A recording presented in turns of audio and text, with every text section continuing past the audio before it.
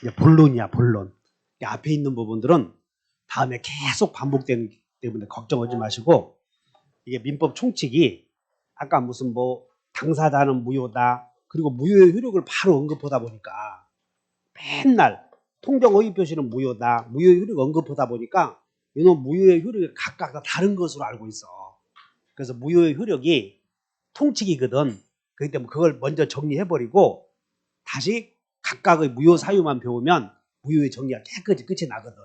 그래서 지금부터 여러분 어디로 가냐면 무효라고 하는 것이 보이는데 페이지 39페이지를 펴보셔. 39페이지. 여러분들 39페이지 표 보면 법률행위의 무효 사유와 취소 사유 나오죠? 이거 마스터하면 그냥 합격하는 거예요. 민법 총칙은 깨끗하게 끝이 나는 거예요. 거기 봤더니 무슨 일반적 성립 요건에 당사자, 목적, 의사표 쭉 보이죠? 그리고 오른쪽에 여기 보면 확정 무효의 효력 보이나? 그게 이제 무효의 통칙이야, 무효의 통칙. 그래서 이제 그런 내용을 지금부터 배울 거라고. 자, 여기 보십니다.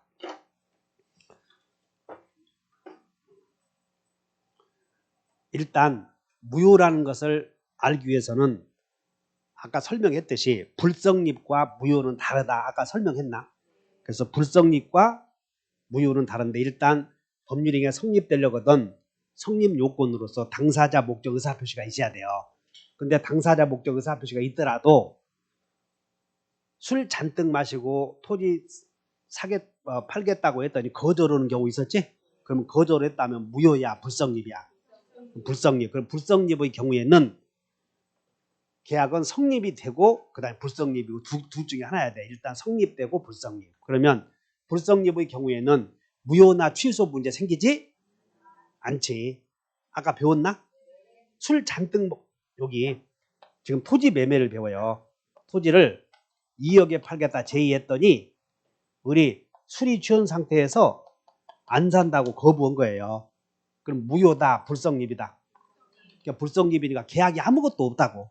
존재하지 않으니 무효나 취소 문제 생기지 않는다. 그럼 성립이 되면 일단 계약이 체결되면 사형제로 나누어져. 사형제. 자, 한번 읽어본다. 확정무효, 확정유효, 불확정유효, 불확정무효. 이게 네 가지로 나누어지는 거지. 이거 외워줘야 돼. 이거 외워줘야 된다고. 그러면 이제 무효였을 때 우리는 지금부터는 확정 무효였을 때의 일반적 효력을 배울 거라고. 그래서 계약의 법적 상태와 무효 효력을 보면 계약은 성립되려거든 몇 가지 요소가 있어야 한다고. 1층이, 2층이, 3층이, 4층은, 5층은 이렇게 돼 있다. 민법 총칙이. 근데 지금 배우는 건 당사자, 목적, 의사표시가 배우죠. 다음 주부터 대리, 조건기한 배울 거예요. 그럼 일단 계약이 성립이 되면 법적 상태는 확정, 유효 아니면 확정 이렇게 나누어져. 그럼 여기서 당사자에서 미성년자의 행위는 확정 유효다, 확정 무효다. 미성년자의 행위는 확정, 불확정 유효. 맞지? 대리권이 없으면 다 잘 됐는데 대리권이 없으면 밑으로 가버려. 이렇게 나누어진다고. 그러면 효력이 확정적이니까 다시 변할 수가 없지 이제. 근데 불확정적이라면 변할 수 있겠어 없어요? 그래서 불확정 유효는 확정 유효가 되거나 확정 무효가 되거나 이렇게 이제 그걸 공부하는 거라고. 그럼 불확정 무효는 효력이 변하겠어요? 안 변하겠어요? 이렇게 변하겠지. 확정 유효 아니면 확정 무효로 변한다는 것이야. 너무 놀라지 마. 근데 오늘은 지금 확정 무효 배울 텐데 확정 무효는 여기서 당사자의 술 먹었으면 뭐 이렇게 공부하는 거예요. 그래서 확정 무효의 통칙을 배우는데 일단 한번 이거부터 외워보자. 전전세 무과, 취치철의 손절. 거기 오른쪽에 되어 있네. 전전세. 여기 여러분들 책에 여기 39페이지 요거 외우는 거야. 전전세 동그라미 한번 쳐보셔. 처음 오신 분들은. 그래야 나중에 책 바꿔달라 소리 안 치. 동그라미도 쳐놔야 바꿔달라 소리 못한다. 동그라미 쳤나요? 다시 한번 전전세부과 취치철의 손절. 자, 이제 요거부터 배울 거죠. 즉, 이제 어떤 거 배우려고 하냐면, 여기서 당사자가 술 마시고 했을 때, 술 마시고 법률행위 했으면 확정무효 아니야. 그러면 이것들이 적용되는가 이거 보는 거라고. 확정무효였을 때. 자, 그래서 우리 민법 137조부터 공부하는데 지금부터 여러분들은 한 장 넘겨. 한 장 넘기면 지금 40페이지 봤더니 양가로 2번에 확정무효의 효력 나오죠. 이제 그거 공부할 거라고. 확정무효 효력 40페이지에. 그럼 첫째 여기 봐. 법률행위의 일부가 무효이면 우리 조문에서는 자 법률행위 일부가 무효이면 즉 무슨 얘기냐면 토지도 있고 건물도 있어 이렇게. 근데 이 갑과 을이 토지 매매 계약도 오고 건물 매매 계약 할 때 계약서에는 토지의 표시도 오고 건물 표시도 해. 그럼 목적물은 한 개라고 두 개라고. 두 개야 두 개. 그래서 토지 매매 계약은 토지거래 허가구역 내에 있는 토지였는데 허가를 안 받았기 때문에 무효야. 그러나 건물 매매는 토지거래 허가구역 내에 있는 매매라도 건물은 허가받을 필요 없거든. 그러므로 건물은 허가를 안 받았어도 건물만 놓고 보면 유효지. 하나는 무효고 하나는 유효이면 너 죽고 나 살고 그럴 수는 없어. 그래서 같이 무효로 하든가 같이 유효로 하든가 하자 이거야. 그러면 자 일부분이 무효이면 조문 한번 읽어보셔. 법률행위의 일부가 시작. 법률행위의 일부가 무효인 때에는 그러나 무효 부분이 없더라도 법률행위를 하였을 것이라고 인정된다. 나머지 부분은 무효가 되지 않는다. 그래서 이제 여기서 여러분들이 주의해야 될 건 일부가 무효이면 원칙이 전부 무효야. 그러니까는 앞에 나와 있는 다 전전세 부과. 그때 그냥 일부가 무효이면 전부를 무효로 한다 해버리면 돼.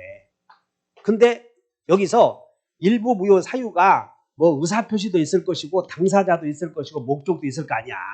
그럼 뭐 여기서 무효 사유 나오면 아 일부가 무효야? 그럼 전부 무효 해버리면 돼. 다만 우리 시험에 일부가 무효면 다만 나머지를 유효로 인정하겠다고 하는 당사자의 가정적 의사가 인정되면 나머지 부분은 유효인데 여기서 이제 인정되냐 여부냐는 아직 여러분들 오늘은 안 배운 건데 이게 법률행위 해석이라고 불러. 기존에 배웠던 분들. 그럼 법률행위 해석에는 자연적 해석도 있고 규범적 해석도 있고 보충적 해석이 있는데 나머지 부분을 유효로 할 것인가 말 것인가 인정 여부는 판사들이 정해. 판사들이. 이때 판사들이 나머지 부분을 유효로 할 것인가 말 것인가 결정할 때는 보충적 해석을 통해서 결정한다 그 말이야. 보충적 해석. 그래서 여러분들 책에 자 니은번 봐. 니은번. 나머지 부분을 유효로 하려는 메모 쳐봐. 가정적 의사. 40페이지에 2번에 1번에 니은번. 나머지 부분을 유효로 하려는 무슨 의사? 인정된다 나오나? 그리고 무슨 해석이라고 쓰여 있어요? 그래 보충적 해석을 통해서 정해진다 그 말이야. 이게.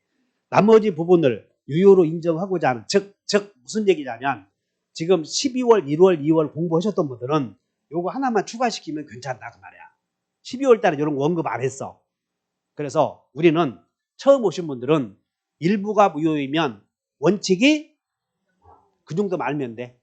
그러나 나머지 부분을 유효로 인정하고자 하는 당사자의 가정적 의사가 인정된다면 나머지 부분은 무효가 되지 않는다. 그것은 판사가 결정한다. 그리고 그 판사가 결정할 때는 자연적 해석, 규범적 해석, 보충적 해석 중에서 어느 해석을 통해서 보충적 해석. 마음 여유가 되면 집에 가셔서 여기까지 공부하고 오늘 처음 오셔서 마음이 흔들리는 사람은 그냥 이것만 외우면 돼. 일부가 무효이면 그냥 따라한다. 일부가 무효이면 전부를 무효로 한다. 그 정도 해도 절대 불합격되지 않아 이렇게. 자 이것이 일부 무효의 법리다 이렇게 말하고 두 번째는 법원이 결정한다 나오네. 법원이 결정한다. 두 번째는 밑으로 내려와 무효행위 전환. 자 이건 뭐냐면 무효인 행위가 확정 무효였는데 갑과 을 사이에 통정해서 임대차 계약을 했어요. 그럼 아까 통정 허위 표시는 무효로 한다고 하지 않았어? 근데 통정 허위 표시 해놓고 통정 허위 표시 해놓고는 이렇게 공짜로 사용을 해. 그러면 임대차 계약은 무효였지만 사용대차로서의 효력이 바뀌는 경우도 있어. 이런 걸 무효행위 전환이라고 그래. 자, 한번 읽어본다. 무효행위 전환. 여러분들이 토지를 다른 용도로 바꾸는 것을 형질 전환 이런 표현 쓰지. 그러니까 A가 B로 되는 것을 전환이라고 그래 그냥. 그럼 이게 무효였어도 유효인 다른 행위로 효력이 바뀔 수도 있다. 그러면 거기 자 기억본 읽어본다. 무효인 행위가 시작. 무효인 행위가 다른 법률 행위의 요건을 구비하고 당사자가 그 무효를 알았다라면 다른 법률 행위를 하는 것을 의혹하였을 것이라고 여기도 인정되지?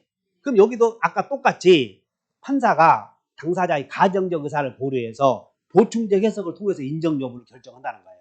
그러므로 다른 법률행위에서 효력이 생긴다. 이렇게. 따라서 무효인 법률행위는 잘 봐. 무효인 법률행위가 다른 행위로서 요건을 구비하고 있고 당사자의 진짜 의사여 가정적 의사여 그럴 것이다 라는 의사가 인정되면 판사가 봤을 때 다른 법률행위로서 전환된다. 자, 여러분들 무효는 전전세. 아까 무효에 그 애우라고 색 있었잖아. 그게 전환이 된다 이렇게 하시면 돼. 그럼 이게 이제 꼭 우리 시험에서 한 문제 나오는데 여러분들 불공정한 법률행위가 있었어. 불공정한 법률행위.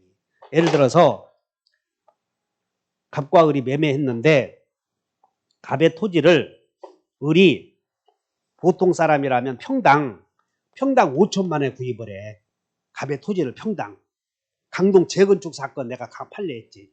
근데 요 갑이 재건축 조합에 있는 토지 내에 있는 토지를 죽어도 못 팔겠다는 거예요. 그래서 을이 어쩔 수 없이 평당 1억 5천에 산다고 그랬지. 그러면 알박견 사람이 폭리를 취했잖아. 알박견 사람이 폭리를 취했어. 다른 사람들은 얼마에 팔았는데. 그러면 갑이 강동 재건축 사건의 토지를 지분을 갖고 있던 사람이 1억 5천에 팔아먹은 것은 과했지? 이건 폭리행위로 무효야. 이게 무효. 그러나 폭리행위로서 무효이지만 5천짜리 매매로서의 효력이 바꿀 수도 있잖아. 불공정한 매매지만 적당한 매매가 될 수 있지. 그런 걸 무효행위 전환. 그래서 무효행위 전환에 의해서 불공정한 법률행위는 무효행위 전환에 의해서 공정한 매매가 될 수 있다. 그럼 이거 하나만 외우면 돼. 불공정한 법률행위에 대하여도 무효행위 전환의 법리가 적용된다. 이렇게 나올 거 아니야. 그러면 그냥 오 하면 된다고. 자, 이것이 무효행위 전환. 따라서 여기 불공정한 법률행위에도 무효행위 전환의 법리가 적용된다. 이렇게 나올 거 아니야? 그럼 X 해야 돼? O 해야 돼? 그리고 우리 시험에 야 그러면 그것만 무효행위 전환의 법리가 적용된다. 그러면 그냥 눈 감고 그냥 탁 O 할까요? 그렇게 해도 괜찮아. 왜? 나올 건 요거밖에 없으니까. 이해하셨나? 거기에 여러분들 그 2번에 니은번에다 별표하면 되는 거예요. 불공정한 법률행위는 무효행위 전환이 인정된다. 됐나? 거기다가 별표 하나 해놓고 그것만 외우면 돼. 그 다음에 3번 무효는 확정무효는 우리는 지금 확정무효를 배우는데 확정무효는 효력이 변한다 변하지 않는다. 확정무효는 효력이 변하지 않아. 따라서 그 확정무효를 나중에 유효로 인정한다고 하는 추인을 해도 유효가 될 수 없어. 이렇게 유효가. 한번 읽어본다. 무효인 법률행위는 시작.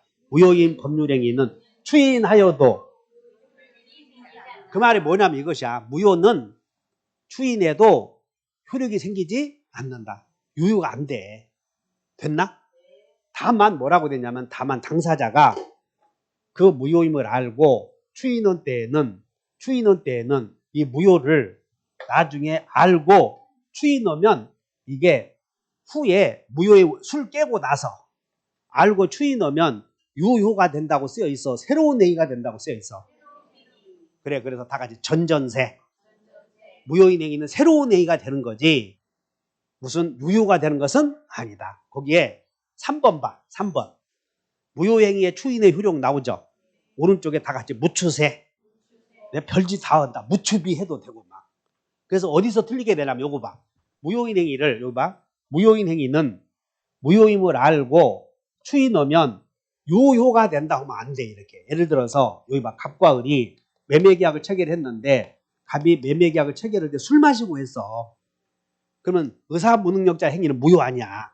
그 나중에 술 깨고 나서 술 깨고 그 행위를 유효로 인정한다는 거지. 그럼 한 번 무효는 영원한 무효니까 나중에 술 깨고 추인해도 여기서부터 유효가 되는 게 아니고 여기서부터 새로운 행위로서 유효는 될 수 있다 그런 얘기야. 그러므로 여기서 중요한 것은 소구표요, 비소구표요. 그래서 거기다가 밑줄 그시면 돼. 니은번 무효 사유가 소멸한 후에 당사자가 무효임을 알고 추인하면 새로운 행위로서 유효가 될 수 있다. 밑줄 그셔. 새로운 행위에다가. 그리고 거기다가 새로운이 중요한 것이야. 새로운이 중요한 것이고 이것을 우리 시험에서는 비소급적 유효다 이렇게 표현을 해요. 소급적 유효, 비소급적 유효. 그래서 무효 행위를 추인하면 비소급적 유효가 된다 이렇게 기억하셔. 그러면 이제 우리는 무효 행위를 추인하면 여기 봐. 무효인 행위를 추인해서 새로운 행위로서 효력을 인정할 것인가 말 것인가는 판사가 결정을 해. 당사자가 결정을 해. 당사자가 결정하잖아. 추인은. 근데 아까 전환은 아까 불공정한 법률 행위를 공정한 매매로 무효인 행위를 다른 행위로 전환할 것인가 여부는 당사자가 판단을 해. 판사가 판단을 해. 요 차이도 아시면 돼. 추인은 당사자가 결정을 해. 그러나 전환은 당사자가 결정을 해. 법원이 결정을 해. 그런 차이가 있다 이렇게 아시면 돼. 그 다음에 무효인 행위에 의해서 무효인 행위에 의해서 이행했다면 이제 부당이득 문제가 생겨. 확정 무효는 당사자 사이에 계약 지킬 필요 없어. 맞아? 근데 이행했다면 여러분들 4번이야. 4번. 부당이득 반환 청구가 가능하다 이렇게. 이행했다면. 맞아? 다만 무효 행위자가 무효인 행위를 한 사람은 무효임으로 약속 지킬 필요 없는데 약속을 지켰을 때 문제야. 지켰을 때. 그럼 지켰다면 이행한 부분은 부당이득이 돼. 그러니까 부당이득이 뭐냐면 원인 없이 누리는 이득. 한번 써본다. 부당이득 왼쪽에다가 4번에다가 그냥 지나가기 졸음이 올 것 같아. 졸음이. 졸려고 그래. 그래서 뭐라고 쓰셨어? 황보정리 뭐라고 쓰셨냐고. 쓰라고 그러면 다 알아요. 그러지 마시고 써. 원인 없이 누리는 이득. 여러분들 부당이득이 무슨 뜻이라고요? 원인 없이 누리는 이득. 그러면 원인 없이 누리는 이득을 누리는 사람에게 가만히 있어야 돼. 내놓으라고 해야 돼. 그래서 부당이득이 성립이 되면 다 내놓으라고 할 수 있어. 그런데 딱 한 사람만 내놓으라고 못해. 그게 누구냐면 반사회적 행위자에게. 반사회적 행위자. 자 여기 봐. 아직 여러분들이 처음 오신 분들은 아직 안 배웠거든. 이제 이따가 배울 거라고. 첩에게 아파트를 주기로 하는 약정은 반사회적 행위야 이게. 그러면 첩에게 아파트를 주기로 하는 약속은 반사회적 행위가 무효야. 무효. 그런데 주어버렸대. 무효니까 첩에게 아파트를 주기로 하는 약속은 무효니까 첩은 달라고 할 수 없지. 무효니까. 근데 주었겠어? 안 주었겠어? 안 줘도 되는 걸 주었대. 그러면 되돌려 받을 수 원래는 있어야 되는데 첩에게는 받을 수 없다. 그것을 뭐라고 그러냐면 다 이제 불법 원인급여. 거기 쓰여 있네. 4번 기억.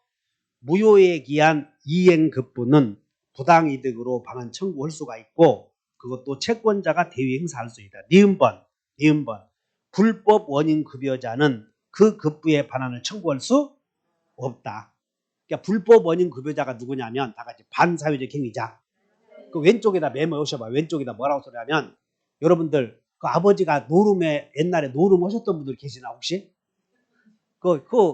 여러분 도박은 한 번만 잘 맞으면 되는 거예요. 도박은 지금 여러분들 도박하고 있는 거예요? 공부하고 있는 거예요? 그러니까 시험 공부는 한 번에 잘 맞을 수는 없어. 과정이 중요하다고. 그러니까 여러분들이 이왕의 목적을 정해서 여기 오셨다면 그냥 믿고 따라오시면 좋아. 그냥 야, 내 과거에 배웠던 내용과 스타일이 다르다? 그러지 마셔. 그냥 똑같이 배우는 거니까. 누가 더 빨리 애우게 하느냐 그게 문제야. 지금 그렇게 하는 과정이야. 지금. 따라서 불법 원인급여라고 하는 말은 이것이야. 불법은 다 같이 사회질서에 반하여. 여러분들 민법에서 거기다 불법에다 동그라미 쳐봐. 니은번에 불법에다 동그라미 쳐놓고 사회질서의 위반 이렇게 써보셔. 불법이 사회질서에 위반된 것을 다 불법이라고 그래. 불법이 무슨 뜻이라고? 그래. 그럼 이거 봐. 사회질서의 위반을 원인으로 해서 급여 동그라미 쳐. 급여가 무슨 뜻이냐면 이제 이번 달부터는 여러분들에게 지적질할 시간이 없어. 지적질 하지 않을 거니까 걱정 마시라고. 그 대신 대답하시라고 그러면 그냥 막 혼자서 막 하는 거예요. 헛소리 막 하고 느끼고 그러는 거라고. 그래서 급여가 무슨 뜻이냐면 자발적인 재산권 이전 자발적으로 재산권을 넘겨주는 것을 급여라고 그래.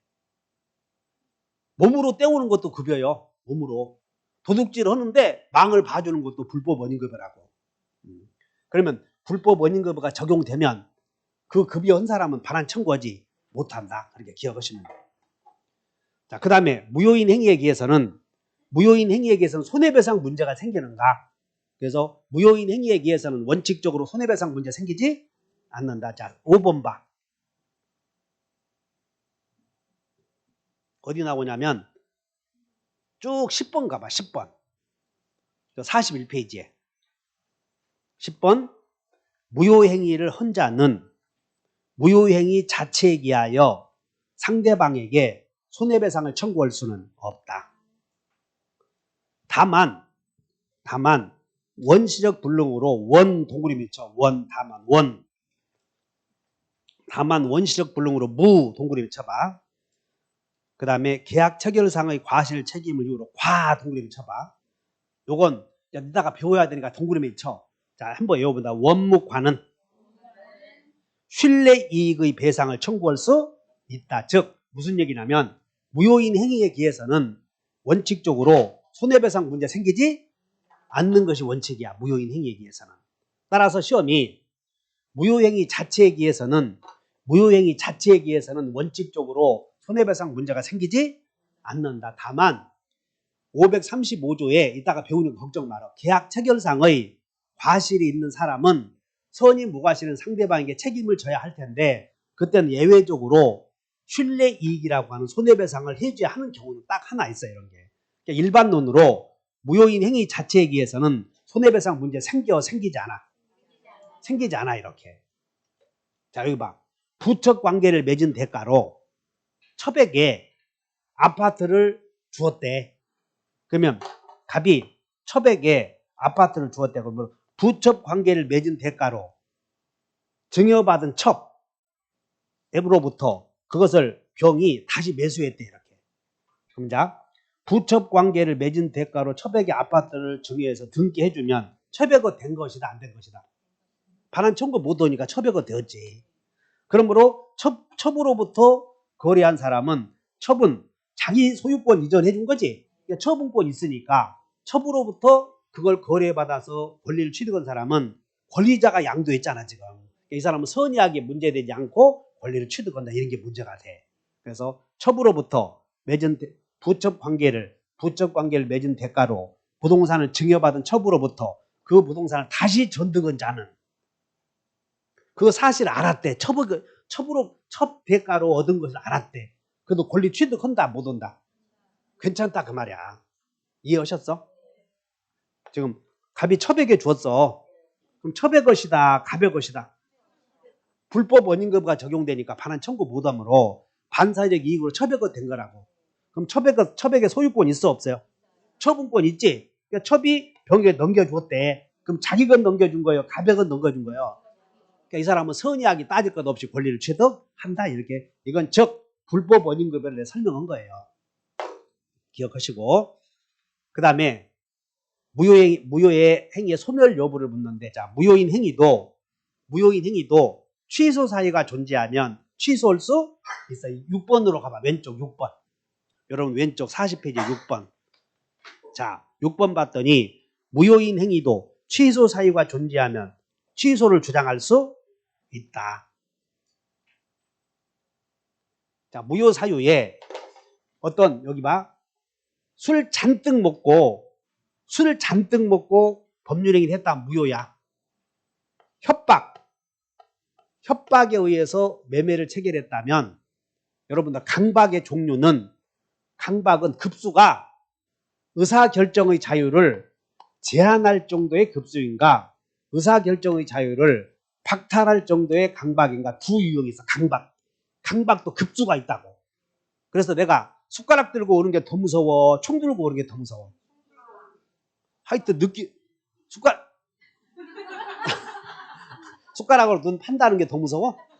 하여튼 강박을 느끼는 정도가 그러니까 느끼는 사람마다 다르다니까. 그래서 강박의 정도는 느끼는 사람의 주관적 의사에서 결정되는 거지, 우리가 봤을 때 숟가락이 더 무섭다 또는 권총이 더 무섭다, 그거 우리가 따져서는 안 된다는 거예요. 그러면 의사결정의 자유가 박탈은 무효야. 무효. 의사결정의 자유가 제한은 취소. 그러므로 하나의 법률행위에 무효 사유도 존재할 수도 있고 취소 사유도 존재할 수 있을 때 당사자는 각각의 욕구를 증명하여 알아서 주장할 수 있어. 그것이 여러분들 책에 취소. 자, 6번 봐. 무효인 행위도 취소 사유가 존재하면 취소를 주장할 수 있다. 다만 무효라고 주장하게 되면 그냥 그것은 무효인 것이지, 거기에 무효라고 주장하게 되면 그 주장 속에는 취소의 의사표시도 당연히 포함된 것으로 볼 수는 없다. 거기다 몇 줄 긋고 주의하시면 돼. 무효라고 주장하면 그것이 무효인 것이지, 그게 취소까지 한다고 하는 의사표시가 포함된 것으로 볼 수는 없다. 어쨌든 무효도 취소한다 못 한다? 취소한다. 통정허위 표시는 무효지. 근데 미성년자가 통정허위 표시했다면 미성년을 이유로 취소할 수도 있고 통정허위 표시를 주장할 수도 있고. 설득돼? 그냥 뭐 설득 안 되면 그냥 어쩔 수 없어. 무효인 행위도 취소할 수다 해놓고 다음에 또 철들으면 되잖아. 그 다음에 여기 채권자 취소권 여러분들 밑줄 그으셔. 7번. 요게 채권자 취소권이란, 이렇게 메모하시고 왼쪽에다 메모하시면 돼. 금전 채권자에게 해를 주는,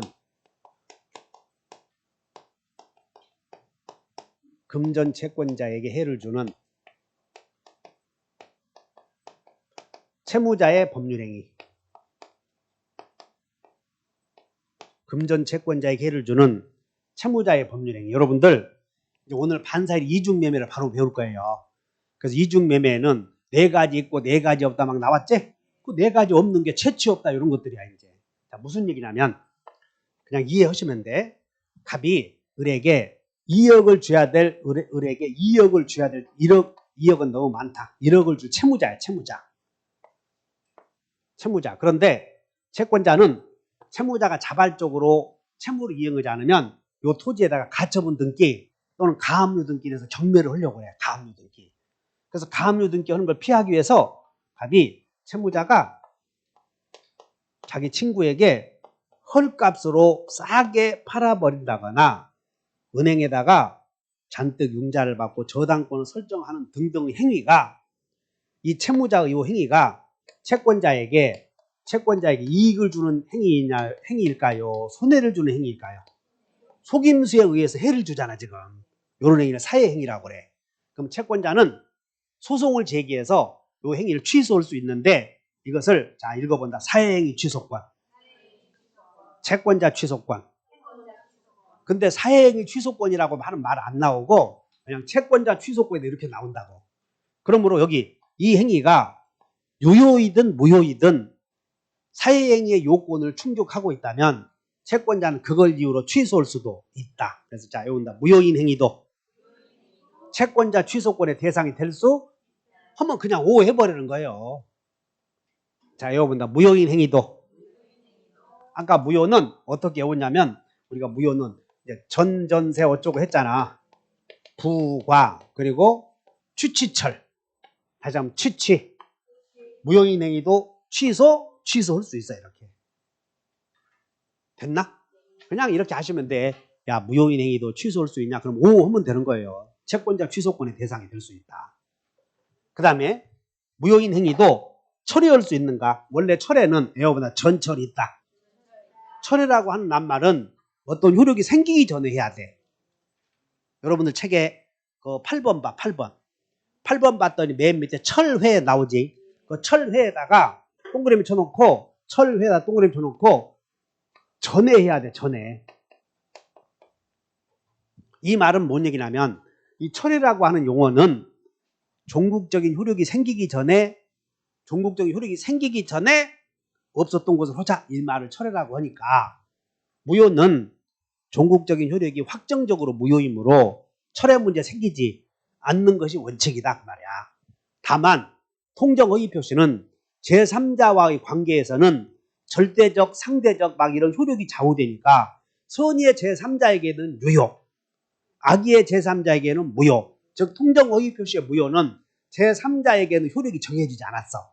그래서 판례는 통정허위 표시는 철회할 수 있다. 이것이 판례니까 그거 외워놓으시면 돼. 거기 철회 한번 봐. 무효행위는 종국적으로 무효인 것으로 확정되었으니 철회 문제는 생기지 않는다. 다만 무슨 의사표시는 거기다 몇 줄 것이요. 통정허위 표시는 철회를 허용한다. 이렇게. 이해 갔나?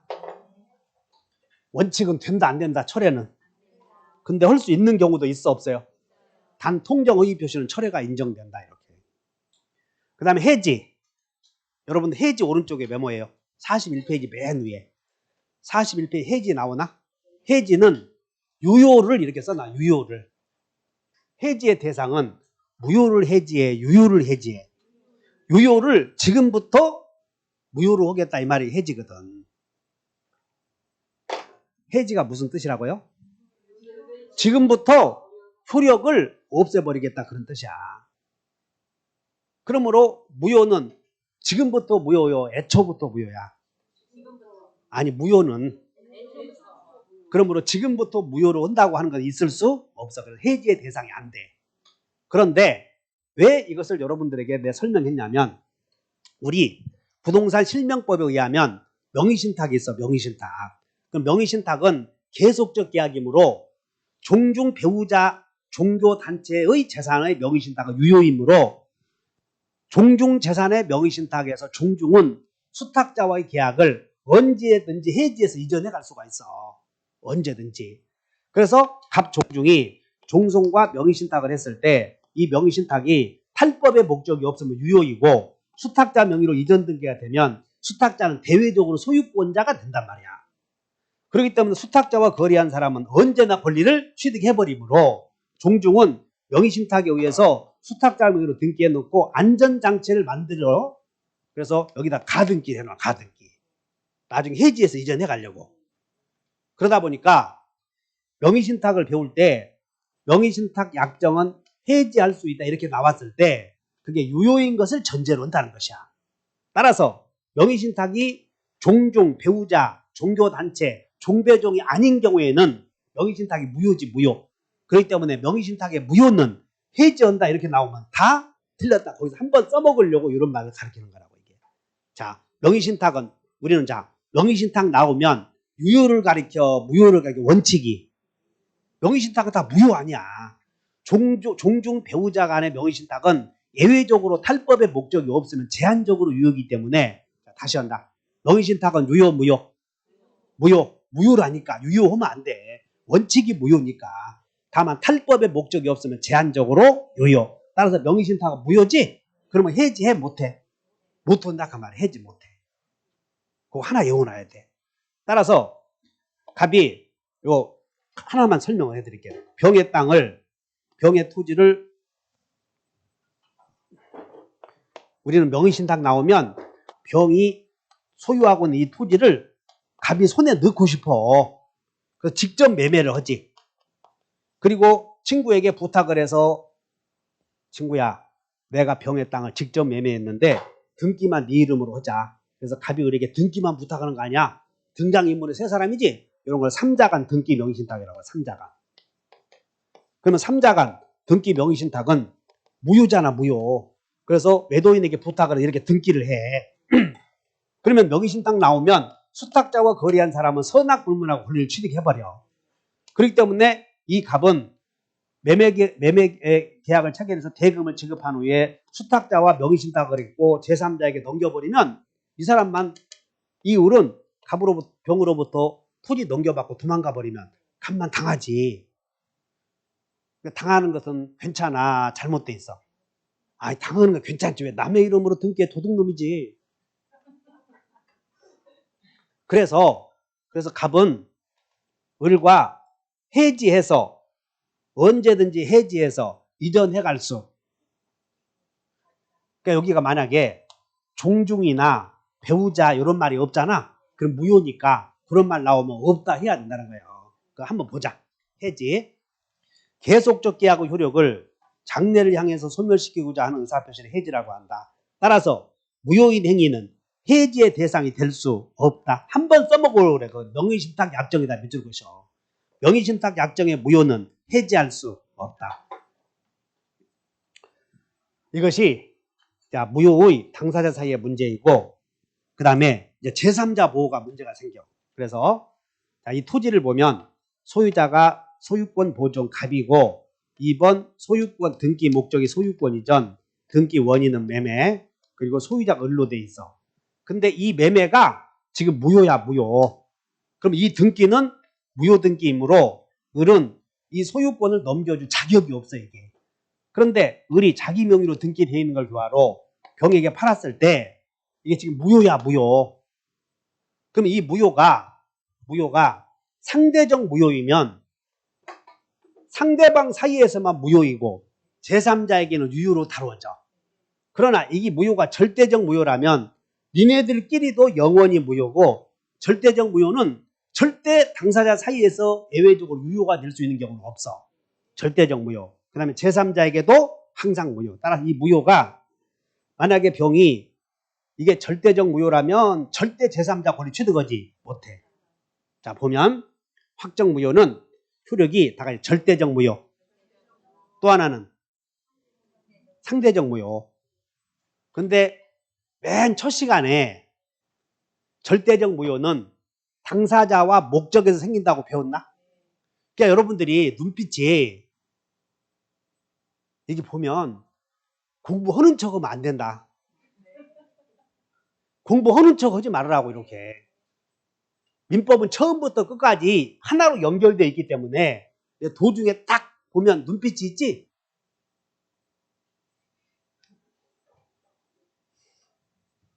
자, 절대적 무효는 아까 우리가 무효사유가 해봐야 다 같이 당사자, 목적, 의사표시 3개밖에 없어, 무효사유가. 근데 아까 당사자와 목적에서는 당사자에서 무효나 목적에서 무효는 사회질서 유지와 관계 있다고 하지 않아서. 그러니까 의사표시는 두 사람이 헛소리 한 거예요. 그러니까 의사표시에서 무효이면 사회질서와 관계 없다고 두 사람 사이에서만 문제가 생겨. 따라 상대적 무효는 어디에서? 절대적 무효는. 그래서 절대적 무효는 누구에게나 무효라고 다루어지므로 이 사람에게도 갑과 을은 이게 만약에 절대적 무효라면 선의의 제3자에게도 무효라고 주장할 수 있다. 그래서 무슨 절대적 무효다 상대적 무효 나올 때 뒤에 요 말을 모르면 안 되는 거예요. 선의의 제3자에게 대항할 수 있다 없다인데 절대적 무효는 선의의 제3자에게도 대항할 수 있어. 누구에게나 무효로 다뤄지니까. 그러나 상대적 무효는 말 있냐, 말 안 보이냐? 상대적 무효는 다 상대방에게만 무효. 됐지? 화나는 표정 지었나? 지금 내가 그걸 엄격히 지금 이 방송이 이제 멀리 나갈 거라고 그래서 사람들이 유튜브를 보니까 얼굴이 승질 좀 내지 마, 승질 좀. 강의 잘하는 것은 나보고 하는 얘기가 아니고 다른 사람들이 그렇게 하더라고. 다른 사람들 짜증내나 봐. 내가 왜 짜증내냐? 내가 짜증내면 학원 안 나오면 나만 손해인데.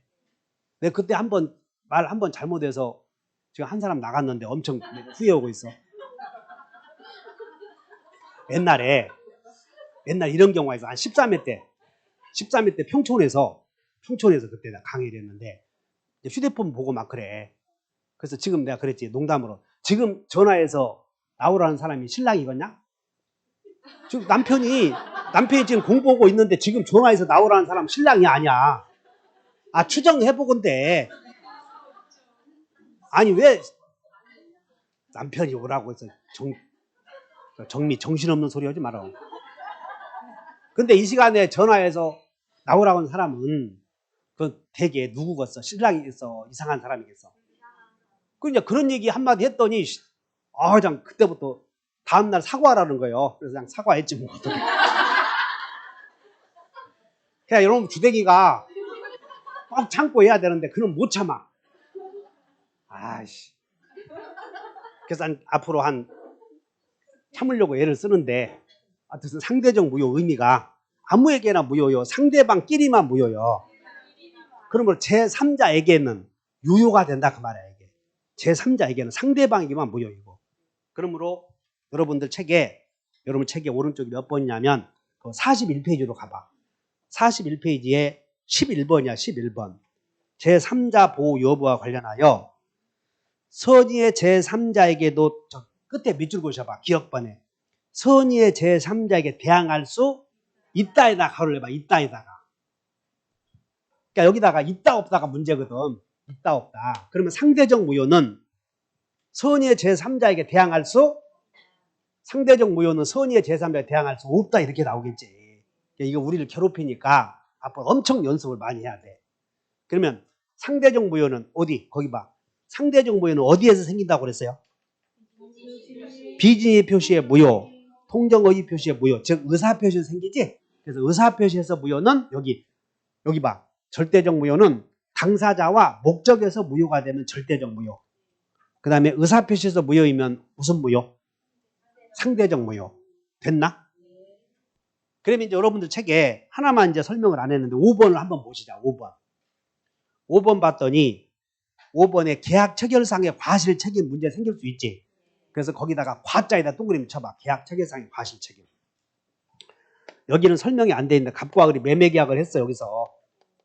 그런데 이 건물이 매매 계약은 11월 11일 날 체결했는데 그 건물이 11월 10일 날 지진으로 폭삭 주저앉았는데 그 사실을 모르고 계약을 하는 경우도 있겠어 없겠어?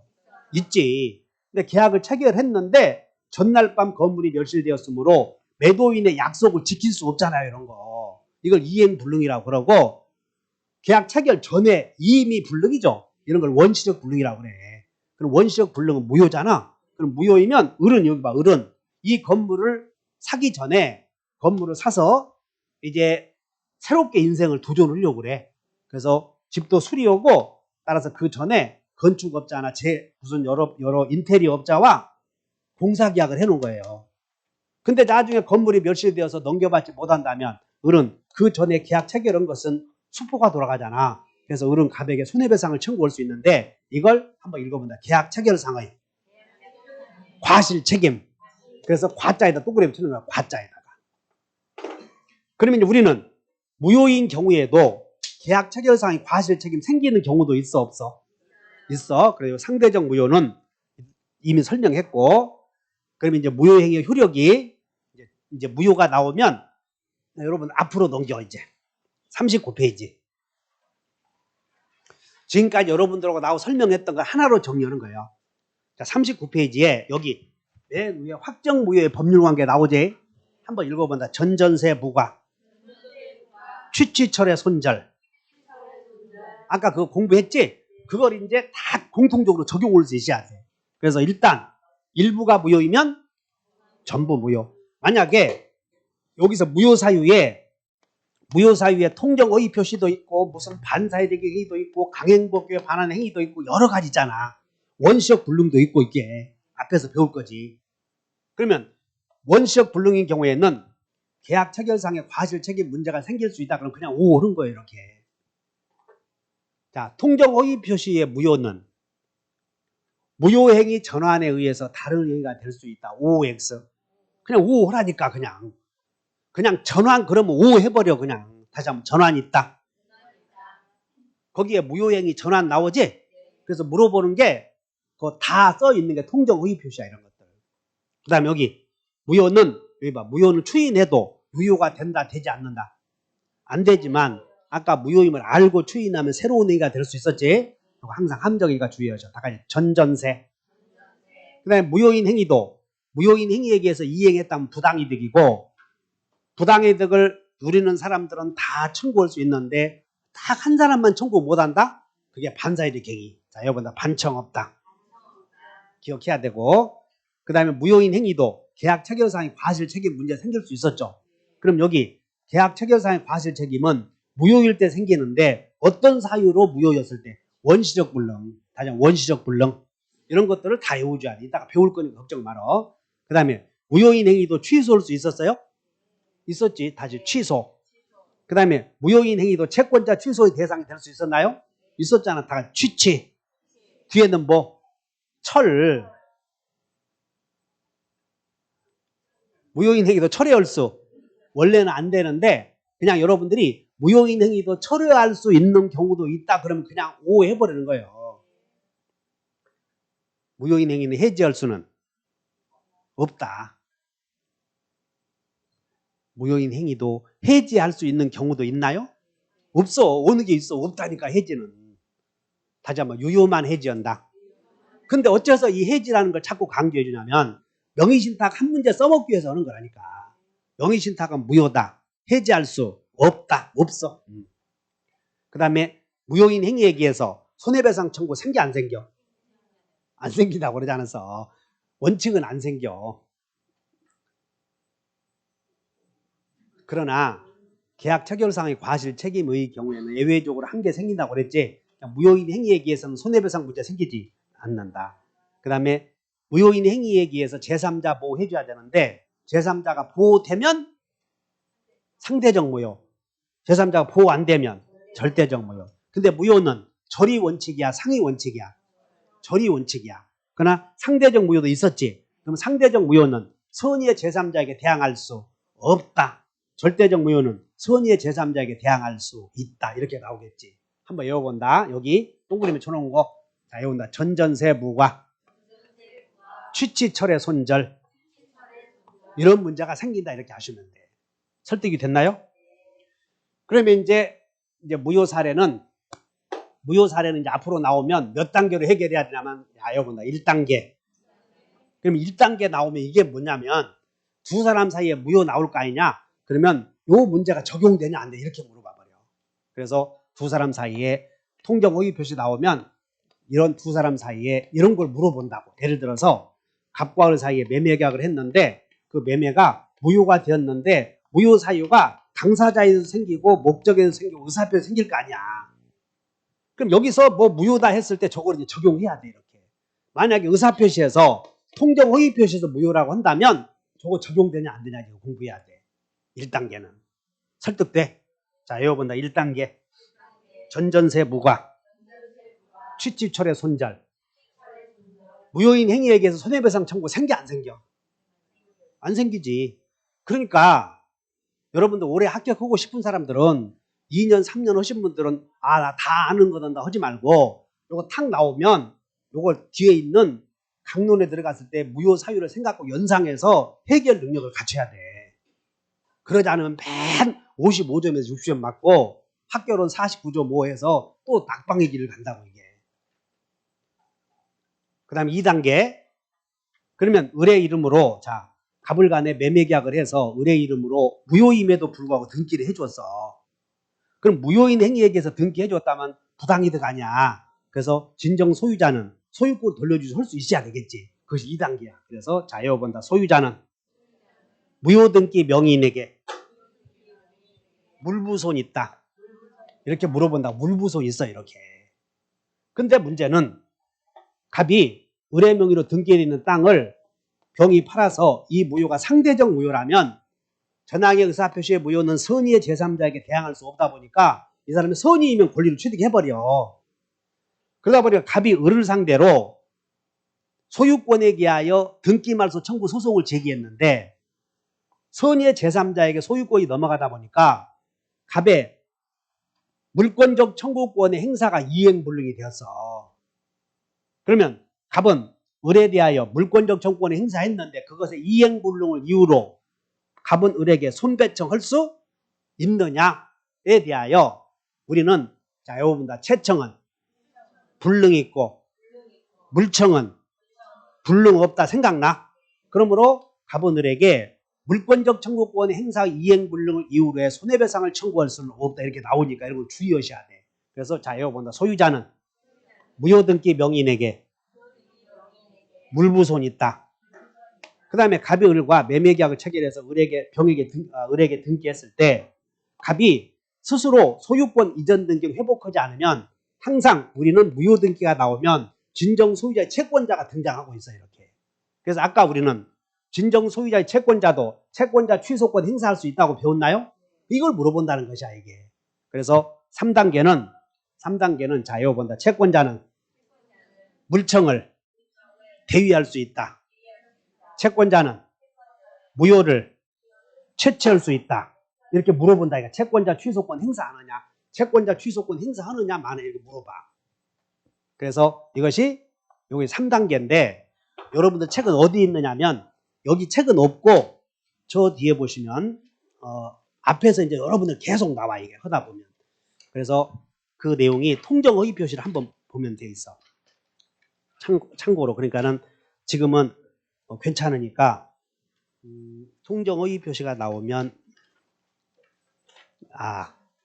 저기 18페이지로 한번 가보셔. 18페이지 봤더니 그 반사유력 이중매매에서 배울 거거든. 봤더니 무효사례 해결 5단계 나오지. 거기다 그거 공부하는 거야. 1단계는 한번 읽어본다. 1단계 한번 읽어본다. 전전세 부과 취취철의 손절. 지금 요거 공부 1단계 요거 물어봐. 1단계. 그 다음 2단계는 자 여기 본다. 소유자는 무효등기 명인에게 물부손이 있다. 그게 2단계야. 그게 2단계. 소유자는 무효등기 명인에게 물부손이 있다. 이렇게. 3단계 다가 소유자의 채권자. 이거 잘 기억해. 채권자는 소유자의 물청을 대위할 수 있음 없음? 있음. 채취할 수 있어. 이거 갖고 이거 안 하면 이거 연습 안 하면 지금 이중매매 못해 지금. 그래서 이거 이중매매 하려고 지금 이거 하는 거예요. 반사이득 이중매매. 그 다음에 자 4단계는 무효행위를 한 상대방을 보호해 주는 걸 문제가 돼. 그래서 상대방은 4단계로 갑이 무효등기 명의인에게 소유권 회복해 가면 상대방이 손해가 생겼느냐 이걸 물어본다고. 그래서 4단계 상대방은 소유자의 상대방은 손배청 있어 없어요? 없다. 5단계 마지막으로 을과 거래한 제3자 보호되느냐와 관련하여 무효등기 명의인과 거래한 선의의 제3자는 원칙이 보호받을 수 없어. 절대적 무효니까. 다만 자 여기다 비통신의 무효는 그게 그 상대적 무효가 그 5단계 니은번에 상대적 무효 있잖아. 거기다가 비통신 한번 써봐. 상대적 무효에 비통신 비진입 표시 통정허위 표시 이게 명의신탁이요. 이제 배웠으니까 비통신이 뭐라고요? 명의신탁.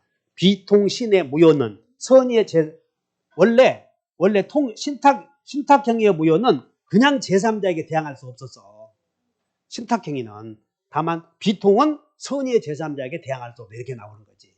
그래서 이것이 무효사례 해결책 5단계. 그래서 이거 가지고 다 해결하는 거라고. 그래서 머릿속에 이걸 잘 외워놓으시고 수없이 반복해야 돼. 이제 문제 한번 풀어보자. 법률행위의 무효에 관한 설명에다 틀린 것을 모두 고르시오. 1번 무효인 법률행위에 따른 법률행위 내용에 따른 법률 효과를 침해하는 것처럼 보이는 위법행위가 있으면 자 무효인 법률행위의 내용에 따른 어쩌고 저쩌고 손해배상 청구할 수 있다. 우리 자 여기 본다. 무효는 전전세 부과 취취철의 손절.